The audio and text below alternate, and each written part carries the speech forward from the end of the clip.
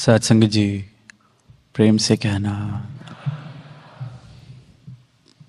आज लगभग 2.5 वर्ष के बाद इसी स्थान पर ये समागम करने का अवसर प्राप्त हो रहा है। और जैसे कि अभी सुन भी रहे थे कि यहाँ जिस प्रकार का सहयोग, जिस प्रकार का अपनापन मिलता है, तभी जब पीछे भी सारी यहाँ की टीम मिली बैप्स की, तो उनके आगे भी यही भाव रखे कि ऐसे लगता है कि अपने घर ही आए हैं, क्योंकि इस प्यार से और इस सत्कार से और इस अपनेपन से हृदय के द्वार खोलकर इस स्थान को भी उपलब्ध कराया जाता है। और यही जीवन का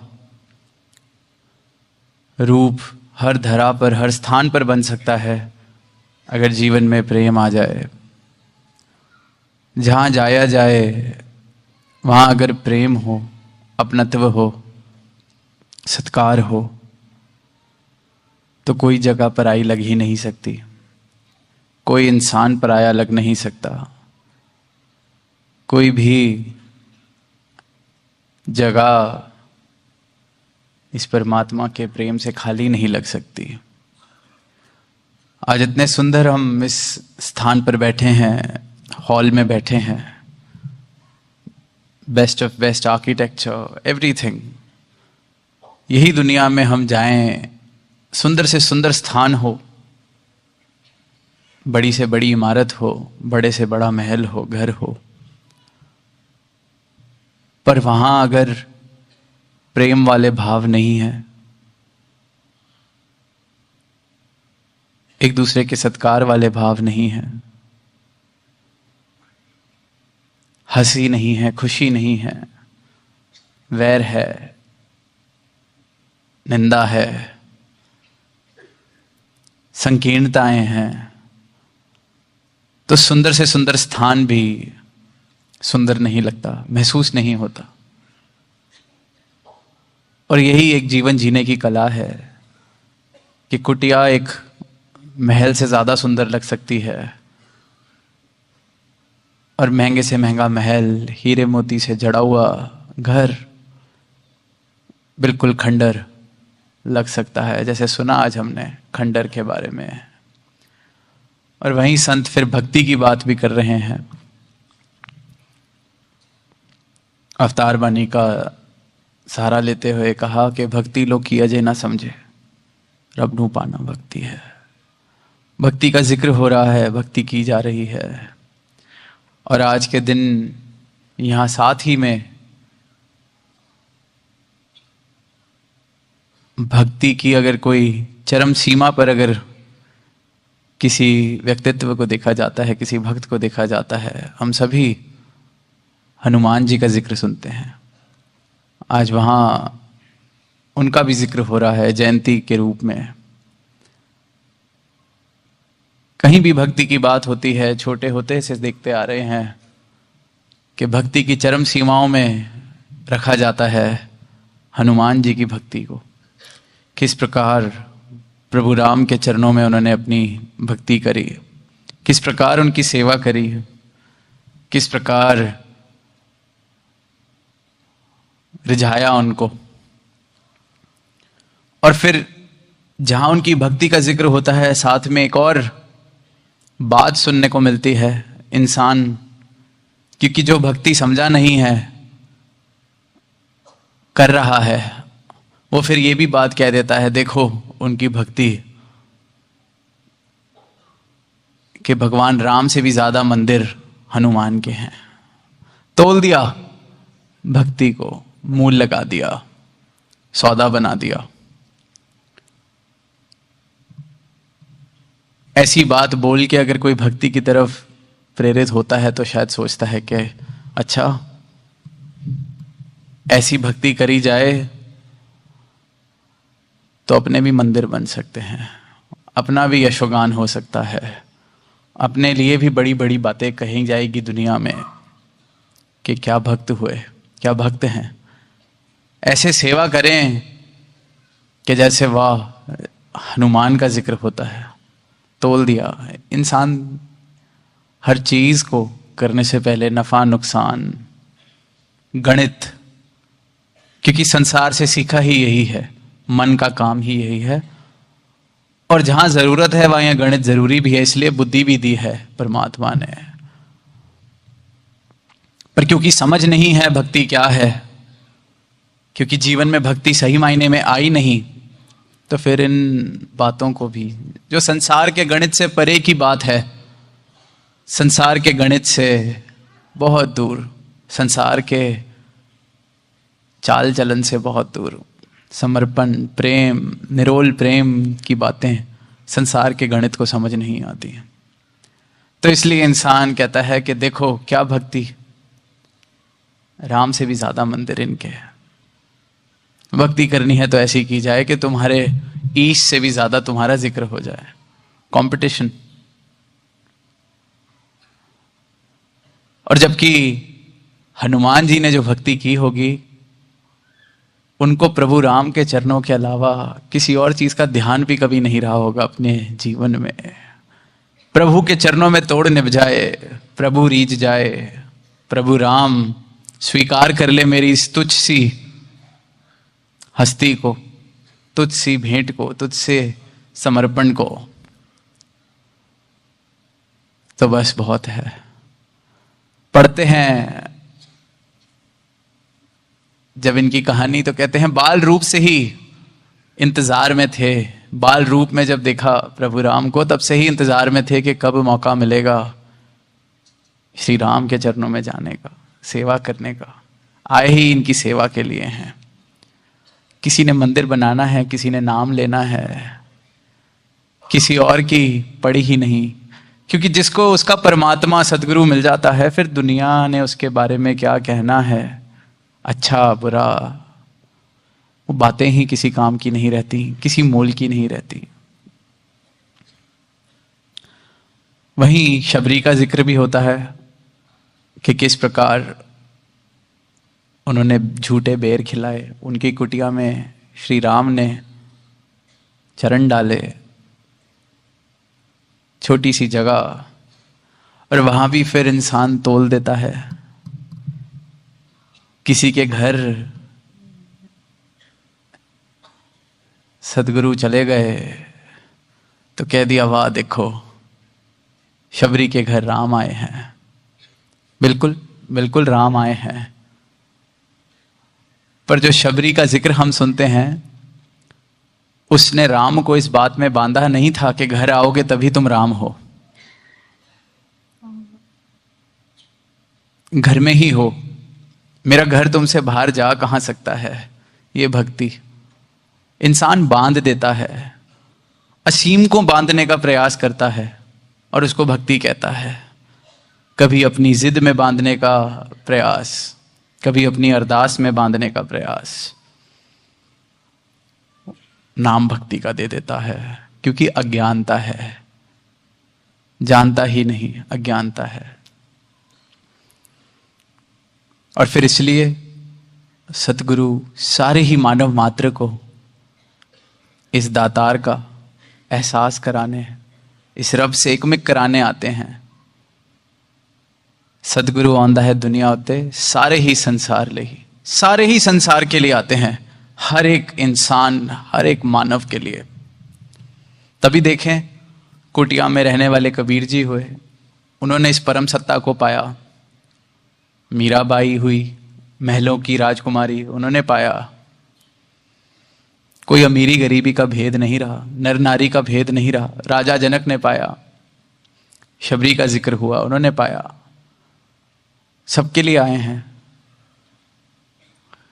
कोई किसी 2 4 10 के लिए नहीं। बांधा नहीं, उन्होंने लीन होने का प्रयास किया, लीन होने की चाहत थी, इसलिए प्रभु में लीन हो सके, इसलिए भक्त बन सके, इसलिए भक्त कहलाए गए, भक्ति करी।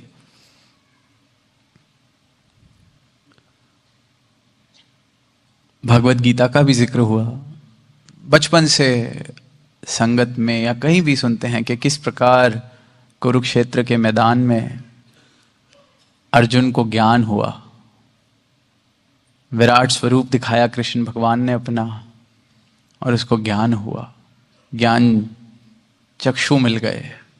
फिर बोल उठा, आपके दाएं को प्रणाम, बाएं को प्रणाम, ऊपर को प्रणाम, नीचे को प्रणाम।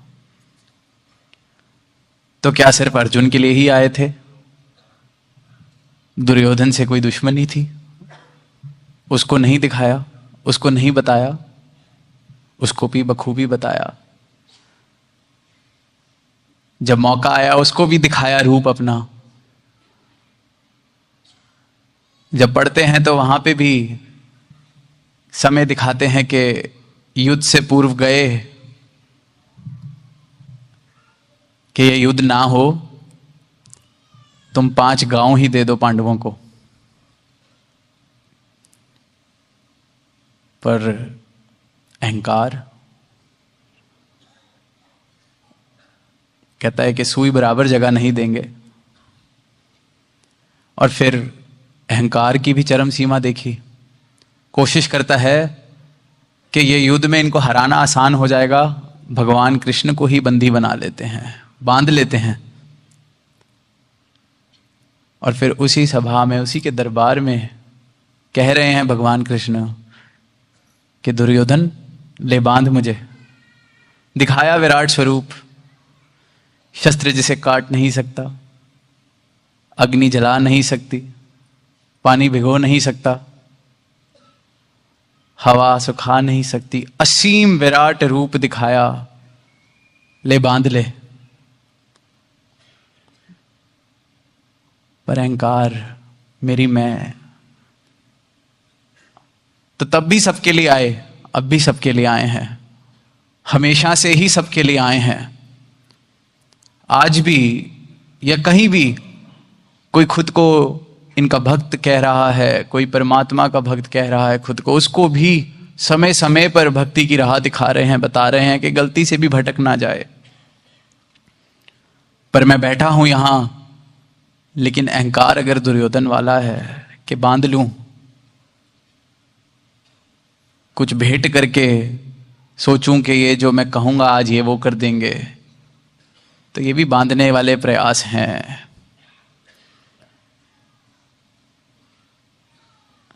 यहां भी फिर लगता है कि समझ इंसान में आई नहीं, क्योंकि समर्पण वाला भाव नहीं आया, तो भक्ति की शुरुआत ही नहीं हुई। और यही भ्रम, यही बुलेखे,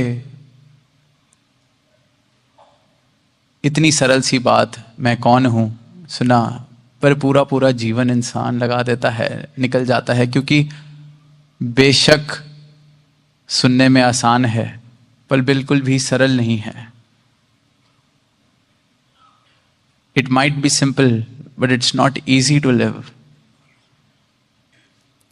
सत्य, परम सत्य सिर्फ और सिर्फ सीधा और सरल ही हो सकता है। कोई मिलावट नहीं, गुंजाइश ही नहीं होती किसी मिलावट की। सदगुरु अपने ज्ञान में किसी प्रकार की मिलावट नहीं करते कि इसके साथ 4 विधि दे दी जाएं, 10 कोई और तौर तरीके बता दिए जाएं, बांध दिया जाए। ब्रह्म का ज्ञान सरल और सबके लिए, पर इंसान सरल बात को समझ ही नहीं पाता। हमारे मन के भाव हर सरल सी चीज को उलझा देते हैं। वो मेरी मैं है। भगवान बुद्ध के समय की एक बात है कि उनके एक शिष्य हुए, अभी नए नए ही भिक्षा प्राप्त की, दीक्षा प्राप्त की, आए उनके पास। और उनके पास आने से पहले महलों में रहने वाले राजकुमार थे। अब क्योंकि राजकुमार थे तो सुख साधनों की कभी कोई कमी नहीं। किसी चीज का ख्याल आए उससे पहले वो चीज उपलब्ध थी। और फिर जैसे कि हम देखते हैं अक्सर इंसान भोगने की बात जब करता है तो सोचता है कि संसारी है, भोग रहा है, माया के पीछे भाग रहा है, भोग में ही इसका सारा का सारा मन है। और फिर त्यागी को हम सोचते हैं कि बहुत ज्ञानी, बहुत बड़ा भक्त है। आमतौर पर संसार में यही एक सोच बन जाती है कि जो संसार में लीन है वो भोगी है, और जो संसार को छोड़ देता है वो त्यागी हो गया, परमात्मा को प्राप्त कर लिया उसने। तब राजकुमार, नौजवानी की उम्र, किसी चीज की कमी नहीं, भोग में व्यस्त, पर मन भर गया। अब सोचा कि अब किसी चीज में रस ही नहीं आ रहा। आए भगवान बुद्ध उनके साम्राज्य में तो चले गए, शिष्य बन गए। अभी कुछ ही समय हुआ था, शरण में आए भगवान बुद्ध की, तो भगवान बुद्ध को सुनने में आता है कि वो जो राजकुमार अभी नया नया आपका शिष्य बना है, हम सब ने सुना तो था बहुत भोगी है, बहुत भोगी रह चुका है।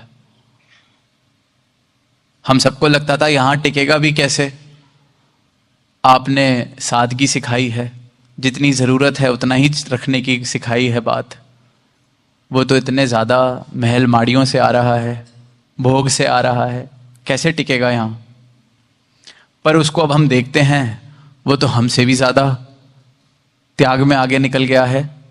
हमें तो आपने फिर कहा है चप्पल पहन लो, वो तो नंगे पांव ही चलता रहता है, और साफ रास्ते पे नहीं जाता, जहां उसको कंकड़ पत्थर दिखते हैं उन पे चलने लग जाता है। कहता है मैंने पहले बहुत भोगा है, अब इस प्रकार के प्रयास करूंगा तो जल्दी निर्वाण हासिल हो जाएगा, जल्दी मोक्ष मिल जाएगा। आपने हमें कहा है कि उतना ही खाओ जितनी जरूरत है शरीर को, वो तो कहीं कहीं दिन कभी कभी खाता ही नहीं है। चंद दिनों से भक्त आ रहे हैं, बाकी शिष्य आ रहे हैं, भगवान बुद्ध को ये बात बता रहे हैं और सोच रहे हैं कि वाह, ये राजकुमार ने तो कमाल ही कर दी। भक्त सोच रहा है कमाल कर दी। अब भगवान बुद्ध कुछ नहीं कहते, सुनते जाए सुनते जाए। 8-10 दिन 15 दिन बाद एक दिन जाते हैं उस राजकुमार के पास, नए जो शिष्य हैं, जिसने सबको मंत्र मुक्त किया हुआ है अपने इन प्रयासों से, त्याग से। उसके पास जाके कहते हैं कि सब कैसा चल रहा है, कैसी चल रही है यात्रा निर्वाण की तरफ, आनंद आ रहा है कि नहीं आ रहा। बताने लगता है अपने त्याग के कहानियां कि आपकी कृपा है, 5 दिन से भोजन नहीं किया पर बहुत आनंद है, त्याग में बहुत आनंद मिल रहा है, त्याग में बहुत आनंद मिल रहा है। तो भगवान बुद्ध, उसके कमरे में एक सितार पड़ा होता है, क्योंकि वो राजकुमार संगीत का बहुत शौकीन, सितार बजाया करता था, वीणा बजाया करता था। तो कहते हैं कुछ सुनाओ, बहुत सुना है तुम बहुत रुचि रखते हो, बहुत अच्छा सितार बजाते हो, कुछ सुनाओ जरा। तो वो संगीत सुनाता है, 5-10 मिनट सुनते हैं और फिर तारे बहुत ज्यादा कस देते हैं उसके सितार की। कहते हैं अब सुनाओ संगीत। वो बजाता है, कहता है अब संगीत निकालना मुश्किल है। भगवान बुद्ध पूछते हैं क्यों? कहता है तारे बहुत ज्यादा कस गई हैं, संगीत नहीं निकलेगा, सुर नहीं निकलेंगे। कहते नहीं बजाओ फिर भी कोई बात नहीं। अब गुरु की बात है, बजाना शुरू करता है। थोड़ी देर वो शोर मचता है, फिर भगवान बुद्ध तारे बिल्कुल ढीली कर देते हैं। कहते हैं आप सुनाओ जरा सितार का संगीत। वो कहता है बख्श लो, संगीत नहीं निकल सकता, अब तो शोर भी नहीं निकलेगा, बिल्कुल ढीली हो गई हैं तारे। कहते नहीं बजाओ।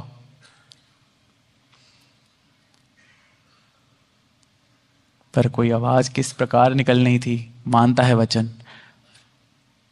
फिर भगवान बुद्ध वापस सितार की तारे जिस प्रकार होनी चाहिए वैसी कर देते हैं। कहते हैं अब बजाओ। फिर वापस सुर, संगीत। कहते तू जो पहले कर रहा था वो सितार की कसी हुई तारों की तरह तेरा हाल था, भोग में व्यस्त। और तू जो अब कर रहा है वो ये जब तारें ढीली हो गई, तेरा वो हाल है। संगीत तेरे जीवन में ना तब था ना अब है, निर्वाण के रास्ते पे ना तू तब था ना तू अब है। ये मूर्खता छोड़ और जो ये मध्य मार्ग मैंने बताया है उस पे चलना शुरू कर। ये आवश्यकता है सदगुरु की। वो बाकी के बाकी भक्त भी जो 20-20 साल से चल रहे थे, वो भी खुश हो रहे हैं, चकित हो रहे हैं, वाह क्या त्याग है, क्या कमाल कर रखा है। 20-20 साल से भगवान बुद्ध के साथ चल रहे हैं, बात नहीं समझ पाए कि ये चाह क्या रहे हैं, सिखा क्या रहे हैं। इसलिए फिर हर समागम में, हर मौके पे मानव मात्र को आवाज दे रहे हैं। हमें लगता है हमें तो बहुत उम्र हो गई है, हमारे लिए थोड़ी कोई बात है। शायद मैं तो जान गया, ज्ञान के रूप में, थ्योरेटिकल रूप में जैसे सुना कि वो तो बिल्कुल जान गए। जीवन में संगीत है कि नहीं, मोक्ष वाला, मुक्ति वाला, भक्ति वाला। तो ये अपने हर वचन से, एक एक वचन सतगुरु का, अगर मेरे जीवन की वो तारें थोड़ी सी ज्यादा कस गई हैं, उनको वापस ट्यून कर रहा है। अगर ढीली हो गई हैं, फिर वापस कस रहा है। एक एक वचन, बशर्ते मैं अपने इस जीवन की तारें समर्पित कर सकूं कि आपने जैसी ट्यून करनी है आप कीजिए। मैं वो दुर्योधन की तरह इनको बांधने की कोशिश ना करूं। मैं ये बेवकूफी ना कर सकूं कि इनको इतना भी नहीं पता। कहीं वो कह देता शिष्य कि इनको इतना नहीं पता कि सितार में संगीत नहीं बज सकता कसी हुई तारों से। क्या कर रहे हैं? मुझसे पूछ लें, इतने वर्षों का मेरा एक्सपीरियंस है सितार बजाने का, मुझसे पूछ लें। मैं ही एक ना कह दूं, मुझसे पूछ लें। भक्ति का बहुत एक्सपीरियंस हो गया है। आनंद उसी क्षण, उसी पल मेरे जीवन से कोसों दूर चला जाता है जिस दिन वापस मेरी मैं मेरे जीवन को चला रही है, जिस दिन मेरी मैं मुझ पर प्रभावित है, जिस दिन मेरा मन मुझ पर प्रभावित है। इसलिए पहला प्रण तन मन धन निरंकार का है। तन मन धन, और मैं अपने धन से ही इनको बांधने का प्रयास करता हूं। इंसान को लगता है हमारे पास धन है, हम दुनिया को दान करके दिखाएंगे हमसे बड़ा भक्त कोई नहीं। हमारे पास मन है, हम घंटों एकांत निवास में बैठ के दिखाएंगे हमसे बड़ा कोई भक्त नहीं। बांध लेते हैं, इस असीम को बांधने का प्रयास कर रहे हैं। सोच के तो देखें, क्या कोई इस हवा को कह सकता है कि मैंने इस कमरे में सारी हवा बंद कर ली है, बाहर अब कोई हवा नहीं बची। मैंने एक डब्बी में एक हवा को बंद कर लिया है, बाहर हवा नहीं बची। ऐसे इंसान को सिर्फ और सिर्फ मूर्ख कहा जाएगा कि कैसी मूर्खता वाली बातें कर रहे हो, कैसे बच्चों जैसी बातें कर रहे हो। पर इंसान परमात्मा के साथ, भक्ति के साथ यही कर रहा है। मैंने बांध लिया है परमात्मा को,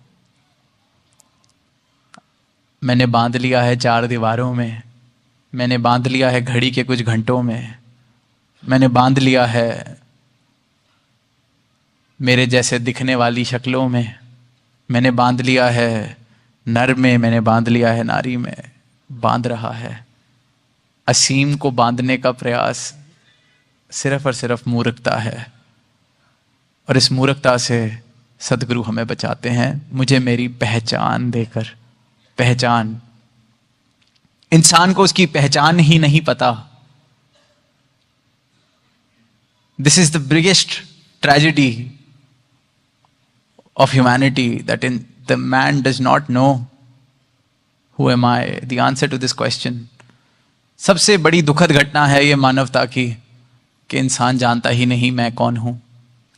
एक बहुत छोटी सी कहानी याद आ रही है कि एक ऐसे ही एक औरत, पुराने जमाने की बात है, तब दर्पण शीशा नया नया तब आया होगा। उस औरत ने कभी शीशा नहीं देखा था, दर्पण नहीं देखा था, पता भी नहीं था क्या है। कहीं किसी जगह उसको कहीं पड़ा हुआ शीशा मिला, उठा के देखा तो क्योंकि कभी शीशा पहले देखा नहीं था, तो अब सामने एक तस्वीर दिख रही है। अब ये नहीं पता कि ये मेरी ही तस्वीर दिख रही है। तो उसको बचपन की अपनी झलक याद थी कि मेरी माँ शायद कुछ ऐसे दिखती थी। मेरी माँ की तस्वीर मुझे कहीं मिल गई है लगता है। बड़ी खुश हुई। पहले तो उसने बड़ा सोचा कि कभी तस्वीर बनवाई होगी मेरी माँ ने अपनी। और अगर बनवाई भी थी मुझे ऐसे ही मिल गई, बड़ा शुक्र है परमात्मा का। माँ की तस्वीर मिल गई, जाती है घर, संभाल के उसको साफ कर रही है, पहुंच रही है, संभाल संभाल के रख रही है। और जब उसको इतने प्रेम में डूबा हुआ उस दर्पण को साफ करते हुए पीछे से उसका पति देख रहा है, उसने भी कभी शीशा नहीं देखा, सोच रहा है क्या कर रही है, इतना प्रेम किस तस्वीर पे आ रहा है इसको, किस चीज पर आ रहा है इसको। अपने महंगे से महंगे कपड़े से उसको साफ कर रही है, खुशी का कोई ठिकाना नहीं रहा इसके चेहरे पर, ऐसा क्या मिल गया है। वो रख के जब चली जाती है कमरे से बाहर तो पति भी आता है देखने। पति उठा के देखता है, वहां किसी आदमी की शक्ल दिख रही है। पति ने भी क्योंकि कभी शीशा नहीं देखा, वो कहता है ये कौन है जिसकी तस्वीर देख के मेरी पत्नी इतनी खुश, इतने प्रेम में डूबी हुई लग रही है। आनंद के उसका कोई ठिकाना नहीं। ये मुस्कुराहट तो मैंने ही कभी नहीं देखी, इतनी मुस्कुराहट। यही बस इंसान का जीवन है, यही मानवता का जीवन है। अपनी पहचान कोई दिखा भी रहा है तब भी नहीं पहचान पा रहा। अज्ञानता, सामने सामने ये परमात्मा बस रहा है, इंसान नहीं पहचान पा रहा, खुद को नहीं पहचान पा रहा। और ये फिर भी युगों युगों से आ रहे हैं, आज भी ये आवाज़ दे रहे हैं। जो जाग रहे हैं उनको जगा रहे हैं कि जागते रहें, और जो सोए हुए हैं उनको भी आवाज़ दे रहे हैं कि ये आंखें खोलकर खुद को पहचान कर अपना जीवन जिया जाए। तो जीवन में भक्ति का रंग, प्रेम का रंग, सत्य का रंग आ जाएगा, और फिर वो जीवन वाकई ही मुबारक है, फिर वो जीवन वाकई ही जीने लायक है, फिर वो जीवन वाकई ही मुकम्मल जीवन बन सकता है। तो यही अरदास कि हाँ, भक्ति का जिक्र हो रहा है, भक्त का जिक्र हो रहा है, भगवान का जिक्र हो रहा है। ये जिक्र जिक्र ना रहे, ये मेरे जीवन की सच्चाई बन सके, हम सबके जीवन की सच्चाई बन सके। ये भाव जीवन में इस प्रकार प्रवेश कर जाएं कि ये हर पल एहसास बना रहे कि मैं कौन हूँ। मैं कहीं भुलेखों में ना आ जाऊं कोई दर्पण देख के।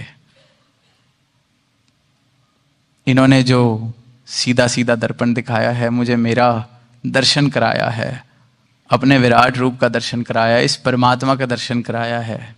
ये कभी ना विसारा जाए, श्वास श्वास इस एहसास में मेरी बीत सके। यही अरदास अपने लिए और सारी ही साथ संगत के लिए, सारी मानवता के लिए प्रेम से कहना। धन्यवाद जी।